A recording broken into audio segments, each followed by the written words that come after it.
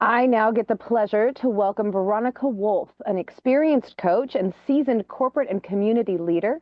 Veronica specializes in the area of emotional intelligence, EQ. Change and transition is on a mission to empower individuals, groups, and teams to foster resilience and empathy while effectively taking action in the face of personal and professional changes and challenges. Take it away, Veronica. Thank you so much. I appreciate the warm introduction, and I love the last speaker, so I have to gather myself here.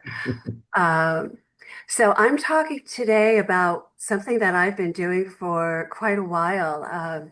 Started with empathy circle work many years ago. I don't even remember how long, double-digit years, and met and studied with Marshall Rosenberg, so nonviolent communication and the re-architecting of my brain to be non-judgmental entered my life.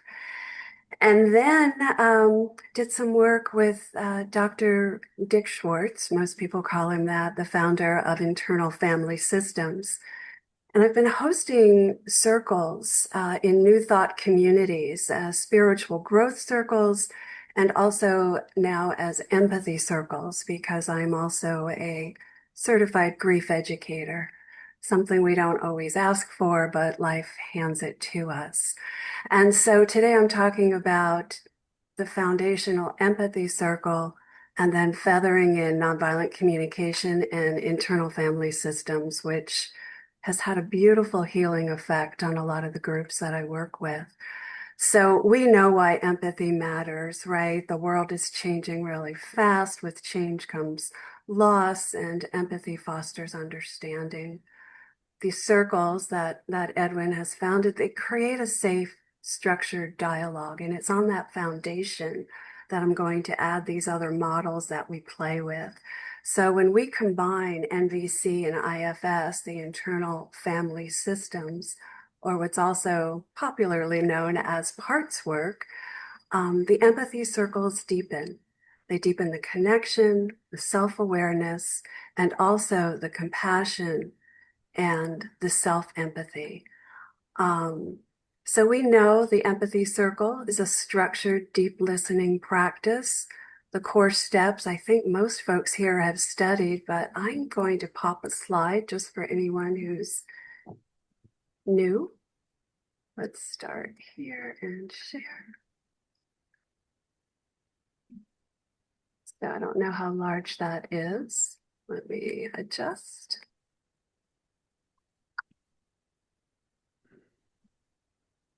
I think that's as large as I go. Okay. So we gather the group, we assign the roles, we figure out the time, we make sure the reflective listening happens until the speaker feels heard, and then we rotate the roles until all have shared. What I'm adding to that or building on top of that is this piece of nonviolent communication. So the language of feelings and needs. So we're taking the foundation, we're adding the language. It has 4 components. I'll touch on those in a moment. And NVC, just by its beingness, supports clarity, compassion, and mutual understanding. And so the components of NVC include being able to observe, making an observation, stating the facts without, quote, loaded language, without judgment. And that takes quite a while for some folks to get to that place. But in a circle of empathy, people pick up the language rather quickly. That's what we're finding. And not just the language, but the essence and the feeling that goes into living and being in this state. The feeling, can we name it? The closer we get to naming it, the better we are at being able to serve ourselves in the moment, a little self-empathy. And then when we can identify the universal need, as Marshall calls them, universal feelings, universal needs, things that we all have across the globe, then we can make a request for something very specific and positive. And when I took a look at some of the main features of the empathy circles and NVC. It was like boom, boom, boom, boom. Of course they go together, right? So now we're going to go take a look. I'll spend a little more time here on internal family systems. It is a therapeutic um, method, and it recognizes that each of us, we are each separate ecosystems, and it identifies a core self at the center. And this core self is calm, compassionate, curious, courageous, clear, confident, creative, and connected. I hope you all recognize when you're in that space. We call it in IFS the self with a capital S, or the core self. I see snapping. I'm like, I love that. It's flow state for me. And it's at the center, and then surrounding it are a multitude of other parts. And so the method assumes that there are no bad parts, and it uses gentle, open-ended questions. With access to that self in the center, a person can heal their wounded parts with this method. So by befriending the parts, a person can, the language here is unburden them according to IFS, and it brings greater inner peace and harmony to the system, the ecosystem, allowing the person to be more self-led. And as I'm saying this, I hope you're recognizing like, oh yeah, when I remembered when that happened, I was feeling this, and what I really wanted was some honest communication, right? I was frustrated or I was angry. When we can do that, and then we go down, that's NVC, then we go down a bit deeper with internal family systems. So we go into the parts, and I'm sure you've had these discussions in your head. One party wants to go work out. Let's get to the gym, right? We're on a roll. We want to stay fit and healthy. And another part is like, no, let's just stay home and relax, Netflix and chill. Okay. We all have these conversations going on all the time. And what I learned from Marshall, and I literally re-architected my brain that weekend, is that when we can manage the conversation in our mind, the conversation that flows from us and out into the world with others is a very different conversation. And so bringing this into empathy circles just felt really natural. So the parts fall under four main categories. We've talked about self, kind of the captain of your ship, if you're a sailor or a pilot or something. Managers, I chose a heart icon because they have really good intentions. They want to protect. They want to prevent emotional pain and maintain control. And they do this in ways that are not always in our best growing interest. They make us perform and produce. You may have heard of people pleasing. If you're a people pleaser, that part is the manager for you. And then we have the firefighters, and they come out, they're reactive. Somebody steps on your toe, boom, right? You react. You don't, there's no thought process. It is a reaction. And they are also protectors, and they're acting in response to a perceived threat. There are times when they sneakily look like something else. They may look like procrastination. They may look like sitting in front of that Netflix screen for 6 hours. They want to distract and numb and soothe and kind of keep you safe where you are. And then the exiles, the little face down at the bottom of that slide there, they're the parts of ourselves that we deny and push away. And we are less than 100% of our authentic selves. We can be of less service. We don't have as much love to give. We are not all of who we are when we're loaded with exiles that are protected.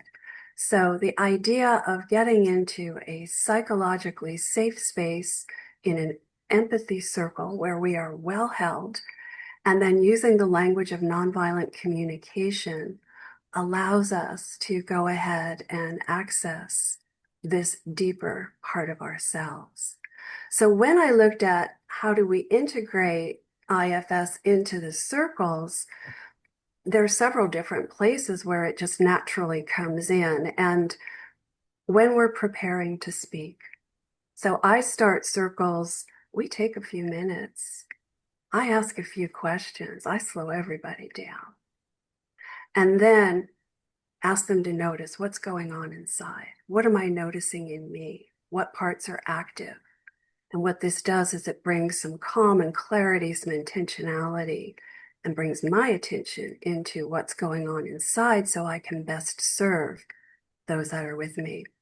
So what part is activated or alive in the moment? It is a feeling that I want. What is that part feeling? That's going to help me understand what does it need. It also prevents over-identifying with the emotion, kind of that victim that the drama triangle points to, where the emotion is the only thing that comes out often. In identifying the needs, which is nonviolent communication step 3, what is the true need underneath the protectiveness? I may have gotten flaming angry, but what I really needed was some space, and I didn't know how to ask for it. But the feeling that came up led me to understand what the deeper need was. And then when we are in circle listening to others, the IFS contribution here is to see with curiosity, how do I feel towards this person's parts? What are they doing to my parts, right? We have all these mirror neurons. We can have a party with this stuff. It's actually quite a lot of fun. But it helps us in the moment increase our compassion and reduce the reactivity that can come out of this. And so when I pulled all the parts and pieces together again, and I got empathy circles lined up with NVC, and I added IFS, I went, oh, wow, there is this element of IFS that goes into the internal. What's going on with me? I'm not just listening and present. I am attending to the aliveness inside of me that is also impacting how I listen and how I participate with you in our circle. Active listening across the board. Emotional awareness in IFS, we go more finely tuned and we map that what part.